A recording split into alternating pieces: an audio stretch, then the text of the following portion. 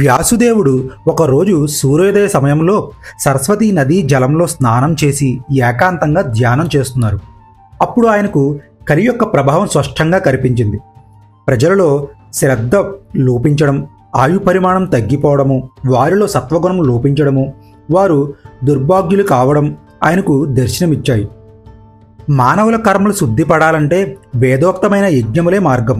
అటువంటి యజ్ఞ విధానాన్ని జనంలో వ్యాప్తి చేయడానికై ఆయన దానిని సులభాంతరపరిచి ఏకంగా ఉన్న వేదాన్ని 4 భాగాలుగా విభజించాడు. ఆ విధంగా 4 భాగాలు చెయ్యబడిన ఋగ్వేదానికి పైలుడు, సామవేదానికి జైమిని, యజుర్మన వేదానికి వైశంపాయనుడు, అధర్మణ వేదానికి అంగిరుడు ఆచార్యులుగా నియమించాడు. అయినా కూడా ఆ మహనీయ మనస్సు తృప్తి చెందలేదు. దీర్ఘ ఆలోచనలో ఉన్న వ్యాసుడి దగ్గరికి నారదుడు వచ్చారు. విషయం పూర్తిగా అర్థమైంది. తర్వాత కథను తెలుసుకోవడానికి ఈ కింది వీడియోను క్లిక్ చేయండి.